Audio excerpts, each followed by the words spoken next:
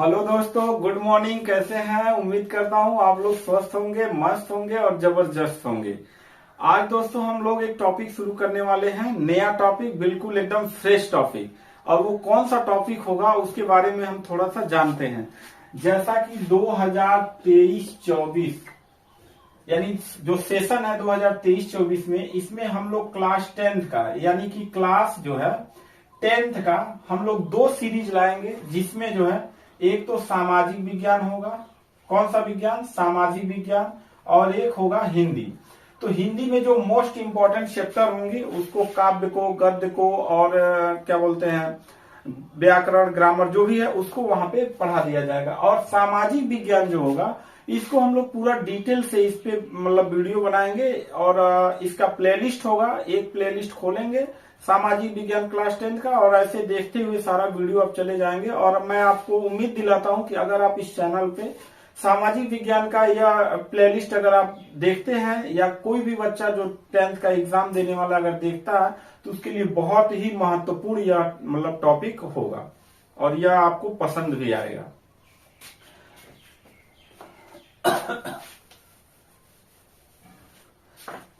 तो ये बात समझ में आपको आ गई कि यहाँ पे जो है कि क्लास 10th का सामाजिक विज्ञान शुरू किया जा रहा है। और उसमें हम लोग शुरू कर रहे हैं विश्व इतिहास।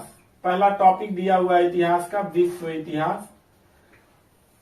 और इस चैप्टर में आपका पहला जो टॉपिक है वो है यूरोप में राष्ट्रवाद। ठीक है, ये पहला लेसन है आपका क्लास 10th का। तो इसको हम लोग पहले समझते हैं कि क्या आज का टॉपिक जो है केवल रूपरेखा तैयार की जा रही कि आपको पढ़ना क्या है। देखिए, यूरोप में राष्ट्रवाद एक शब्द दिया है, राष्ट्रवाद का उदय, यानी सारा जो कहानी होगा इसी राष्ट्रवाद के इर्द गिर्द जो है घूमेगा। तो देखो, पहले के समय में दो चीजें आप समझो, एक राजा होता था और किसी न किसी देश का वह राजा होता था। बात को समझिए, यानी किसी भी देश में कोई राजा जो होता था तो दो चीजें होती थी, एक तो राजा होता था और एक जो है किसी कोई देश का होता था। तो जो राजा होता था यहाँ पे जो शासन चलता था वो राजतंत्र का चलता था, यानी राजा का लड़का राजा, उसका लड़का राजा, उसका लड़का राजा, उसका लड़का राजा। ये लोग हम अपने भी देश में देख चुके हैं। और यह जो कहानी आप पढ़ने जा रहे हैं ये विदेश का है, यानी यूरोप का है। तो यूरोप में राष्ट्रवाद का उदय कैसे हुआ? तो सबसे पहला जो राष्ट्रवाद की परिकल्पना देखी जाती है वो फ्रांस की क्रांति से देखी जाती है। और फ्रांस की क्रांति को आप लोग 9th में पढ़ चुके होंगे कि फ्रांस की क्रांति किस प्रकार से हुआ। यहाँ 10th में भी थोड़ा सा उस पर जिक्र किया जाएगा, पुनरावृत्ति किया जाएगा, नहीं तो आपको टॉपिक समझ में नहीं आएगा। तो फ्रांस की क्रांति किस प्रकार से हुआ, क्यों हुआ और कैसे क्रांति के द्वारा वहां का निरंकुश शासन को खत्म किया गया और एक प्रजातंत्र को लाया गया। तो कोई भी जो राजा होता था वो राजतंत्र चलाता था। तो राजतंत्र में क्या होता था, राजा का लड़का राजा होता था। यहाँ पर जो है शासन व्यवस्था का कोई लिखित संविधान नहीं होता था, लोकतंत्र नहीं होता था।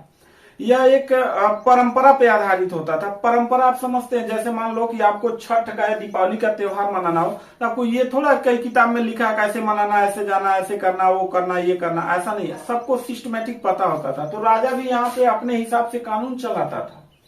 ठीक, अब बात को समझिए। तो पहले के जो लोग थे इस राजतंत्र में, देश में लोग रहते हैं और उन लोगों पे शासन करता था राजा, किसके द्वारा? राजतंत्र के द्वारा।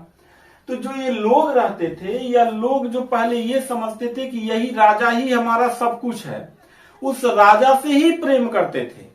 अब राजा चाहे जैसा हो। अब फ्रांस का जो राजा था वो बुर्बो वंश का था।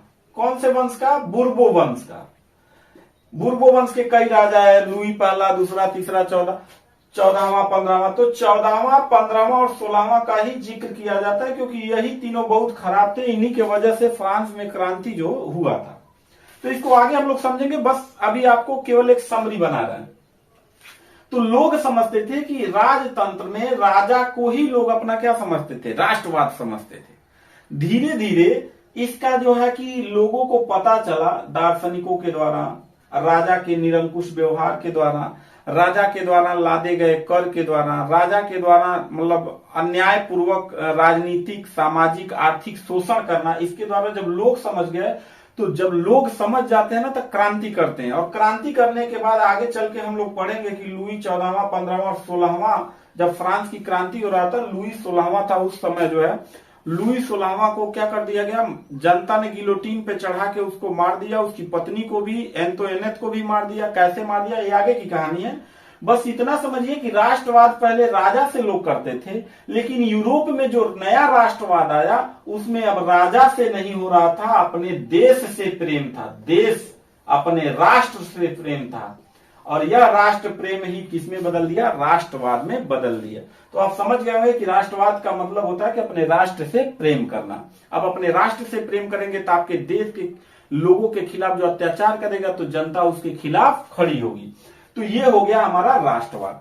तो आज के जो टॉपिक में हम लोग कितनी बातों को पढ़ेंगे, तो आप देखिए, सबसे पहले हम लोग यूरोप में राष्ट्रवाद का इंट्रोडक्शन देखेंगे, फिर देखेंगे कि किस प्रकार से फ्रांसीसी क्रांति हुआ और उस पर राष्ट्र का विचार कैसे आया। फिर हम लोग देखेंगे कि यूरोप में राष्ट्रवाद का निर्माण कैसे हुआ, यानी फ्रांस में जो राष्ट्रवाद बना वही राष्ट्रवाद फैलना शुरू हो गया कहां पे, यूरोप में फैलना किस प्रकार से, वहां पे पूरे यूरोप में इसका निर्माण हुआ। और कैसे क्रांतियों का युग शुरू हुआ, यानी यूरोप में जर्मनी, इटली और भी जो देश थे वहां पे 1830 से 1848 के बीच में क्रांति का युग कहा जाता है, उसके बारे में हम लोग डिस्कस करेंगे। फिर देखेंगे जर्मनी और इटली का एकीकरण या जर्मनी और इटली का निर्माण किस प्रकार से हुआ। और फिर देखेंगे कि राष्ट्र का दृश्य कल्पना कैसा था। और फिर लास्ट में हम लोग देखेंगे राष्ट्रवाद एवं साम्राज्यवाद के विषय में हम लोग तुलनात्मक अध्ययन करेंगे। तो ये सारा टॉपिक है जिस टॉपिक में हम पहले लेसन में बात करेंगे। सबसे पहले समझते हैं प्रस्तावना। प्रस्तावना को जब हम समझेंगे तो देखेंगे हम देखेंगे कि जो उस समय फ्रांस में, कहां पे, फ्रांस में जो शासक था वो लुई 16वां था। कौन था, लुई 16वां था। अब यह लुई जो 16वां था एक निरंकुश शासक था। और लुई 16वां जो था निरंकुश होने के साथ साथ इसकी जो पत्नी थी वो ऑस्ट्रिया की राजकुमारी थी। आगे इसके बारे में डिटेल में जानेंगे, पहले एक ओवरऑल समझ लीजिए कि इसकी जो पत्नी थी वो ऑस्ट्रिया की राजकुमारी थी। और राजकुमारी थी तो राजकुमारी लोगों का जानते हैं कि मतलब पहनावा, पोशाक, क्रीम पाउडर, ओठलाली, ये सब बहुत बढ़िया से मेकअप होता था। और देखते हो घाघरा होता था राजकुमारियों का, यहाँ खड़ी होती थी, चलती थी तो उधर मतलब 52 गज का जो होता है ना वो ऐसे ही नहीं गाना बनाया, मतलब बहुत लंबे तक 2 आदमी पकड़ के उसको घिसरा के लाते थे। तो जो ऑस्ट्रिया की राजकुमारी थी यानी लुई 16वां की जो पत्नी थी, या लुई 16वां तो वैसे बकलोल था, इसकी जो पत्नी मिली महाबकलोल मिली, बहुत खर्चीली मिली। ये केवल अपने श्रृंगार उंगार पे ध्यान देती तो लुई 16वां का इतना पतन नहीं होता। यह राजनीतिक हस्तक्षेप करना शुरू कर दी। यानी लुई 16वां जो था, यानी जो राजा था फ्रांस में, सम्राट जो था, उसके राजनीतिक फैसलों में हस्तक्षेप करना शुरू कर दी। अपने अमचा चमचा के लिए वो राजा से बार बार मतलब डिसीजन बदलवा देती थी। आज भी देखते होंगे घर में अगर पापा कुछ बाहर डिसीजन करके आ रहे हैं, घर में आएंगे मम्मी तुरंत डिसीजन बदलवा देती है। तो इस टाइप की ये महिला थी। एक बार तो ऐसा हुआ, और इसको इतना भोग विलास ये दोनों करते थे, राजा भी करता था, राजा के मंत्री भी करते थे, और महारानी तो अपने आप में ही थी। ये इतने भोग विलास में लिप्त थे कि महारानी जब निकलती थी तो उसको रास्ते में फूल फूल गिराया जाता था। एक बार तो ऐसा हुआ महारानी जा रही थी और लोगों में इतनी भूख से तड़प रहे थे लोग कि रोटी रोटी चिल्ला रहे थे कि मुझे रोटी दो महारानी, रोटी दो। यह इतनी बेवकूफ औरत थी, इतनी बेवकूफ औरत थी कि इसको पता नहीं था कि रोटी, मतलब इसको ये लगा कि रोटी मांग रहे हैं तो मतलब ये कोई कुछ नया चीज होगा खाने वाला। तो कहीं रोटी नहीं मिल रहा तो केक खा लो। इसको ये भी नहीं पता कि रोटी से ज्यादा केक महंगा है, लोग भूख से मांग रहे हैं। इसको लगा कि कोई नया वैरायटी का खाना खाना है तो ये करे केक खा लो। जनता एकदम परेशान हो गई थी इन सबों के मतलब खर्च से। तो राजा क्या करता था कि राजा का एक जनरल स्टेटस जनरल था, जनरल भी कहा जाता है, स्टेटस जनरल था, यानी राजा का जो था वो मतलब संसद था, यहाँ पे राजा बैठता था। राजा के 3 अंग था। पहले जो बैठते थे इसको बोला जाता था पादरी वर्ग। अब बताओ पादरी वर्ग का काम होता है पूजा पाठ कराना, चर्च में पूजा पाठ कराना। इनको राजा के पास बैठने का क्या काम है? अब ये राजा पूजा पाठ छोड़ के ये राजा के पास बैठते थे, राजा को कुछ ना कुछ सब ऐसे उल्टा पलटा सिखाते रहते थे। तो ये पादरी वर्ग थे जिनकी संख्या लगभग 300 के आसपास थी। एक था मिडिल वर्ग के लोग थे जिसमें कुलीन वर्ग रहता था। कुलीन वर्ग यानी समाज पे इन्हीं का सबसे ज्यादा अधिकार वर्चस्व था, कुलीन वर्ग रहता था। और तीसरा जो था इसको लेफ्ट बोला जाता था, वामपंथी आज भी कहा जाता है, लेफ्ट था। इनकी संख्या 300 से अधिक था, ये संख्या में सबसे अधिक थे। लेकिन इनको वोट डालने का अधिकार नहीं था, इन दोनों पे टैक्स देने का छूट था। यानी सबसे धनी आदमी कुलीन वर्ग और पादरी वर्ग के लोग थे, सबसे अमीर लोग थे, सबसे ज्यादा खेती इनके पास था, सबसे ज्यादा व्यवसाय इनके पास था, इनके पास राजनैतिक सामाजिक अधिकार सबसे ज्यादा था। ये गरीब और मजदूर और किसान वर्ग के लोग थे। तो राजा को क्या हुआ कि ये राजा जो था ना लुईस 16वां यानी फ्रांस जो था उसका इंग्लैंड से बार बार मतलब युद्ध चलता रहता था। आप देखे होंगे सप्तवर्षीय युद्ध चला था, 7 वर्षों तक चला था, जो इसका प्रभाव विश्व के अन्य देशों पे भी पड़ा था। भारत में भी फ्रांस और ब्रिटेन के बीच में जो है वांडीवास का युद्ध हुआ था 1760 ईस्वी में। तो वहां पे जो असर पड़ता था तो विश्व में भी देखने को मिलता था। तो बार बार युद्ध करता था, युद्ध में पैसा खर्च होता था और ये फिजूल खर्ची ज्यादा करता था, भोग विलासिता ज्यादा करता था, जिसके कारण इसका खजाना खाली हो चुका था। तो जनरल स्टेटस जनरल की बैठक बुलाया, क्या करने के लिए? कर को देने के लिए, यानी टैक्स को बढ़ाने के लिए। तो क्या हुआ, पादरी वर्ग के लोगों को टैक्स जो है कि नहीं देने का प्रावधान हुआ और कुलीन वर्ग को भी सारा टैक्स लाद दिया गया। किसके ऊपर? आम जनता के ऊपर। अब आम जनता एकदम बौरा गई, इनको वोट डालने का भी अधिकार नहीं दिया गया। बस ये लोग, ये लेफ्ट वाले जो थे, ये छोड़ के चले गए। बगल में एक टेनिस कोर्ट था। क्या कोर्ट था? टेनिस कोर्ट था।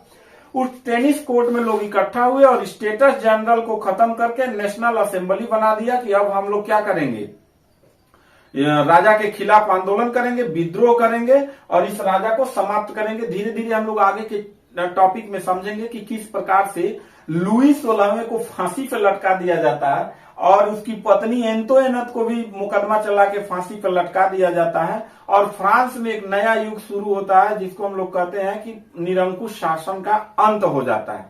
फिर वहां पे जो है कि नेपोलियन का उदय होता है। नेपोलियन फिर राजतंत्र में बदल देता है, यानी राजा का जो पुराना शासन था वो बदल जाता है। और फिर 1815 में जाके वाटरलू का युद्ध होता है जिसमें नेपोलियन हार जाता है और फिर रूढ़िवादी लोगों का फ्रांस पे कब्जा हो जाता है। और फाइनली लास्ट में जाके जो है कि फ्रांस में क्या आता है? लोकतंत्र आता है। तो इसको हम इस सिस्टम से पढ़ेंगे, ठीक है। तो ये बात समझ में आ गया। अब देखते हैं कि यहाँ पर एक चित्र आपको दिखाया गया होगा। फ्रेडरिक सारियू ने एक 1848 में एक चित्र बनाया था जिसका नाम दिया जाता है कल्पनादर्श यानी यूटोपिया। यूटोपिया का मतलब होता है आदर्श स्वप्न। यह एक फ्रांसीसी कलाकार था फ्रेडरिक सारियू। 1848 ईस्वी में कल्पनादर्श एक चित्र बनाया। उस चित्र में क्या था, इसको ध्यान से समझिए। उस चित्र का मतलब यह था कि ऐसा चित्र बनाया था जिसमें गणतंत्र, स्वतंत्रता, उदारवाद और राष्ट्रों के बीच सौहार्द यानी बंधुत्वता और भाईचारे को दर्शाया गया था। उस चित्र में क्या था? उस चित्र में यह दिखाया गया था कि एक महिला है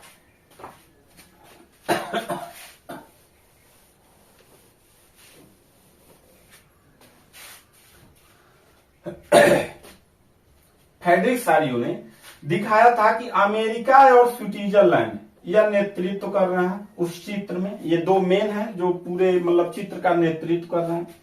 उसमें दिखाया गया है कि अमेरिका और स्विट्जरलैंड या स्वतंत्र राष्ट्र बन चुके हैं। और उसमें इस चित्र में आप देखे होंगे 10 में आपको चित्र यह दिखाया गया होगा फ्रेडरिक सारियू का कि एक देवी है। उस देवी हाथ में क्या ली हुई है? मशाल ली हुई है और एक हाथ में वो मानवाधिकार घोषणा पत्र ली हुई है। यानी फ्रेडरिक सारियू यह बताना चाहता है कि वह मशाल ली है। मशाल का मतलब देवी, उसे मतलब लोग जो है यहाँ पे बहुत सारे लोग हैं जो इस देवी की क्या कर रहे हैं? वंदना कर रहे हैं। इसी से हम लोगों ने भी भारत माता को लिया है। फ्रांस की क्रांति पूरे विश्व के देशों पे अपनी छाप छोड़ा है बाबू, ठीक है। बहुत इंपॉर्टेंट चैप्टर है।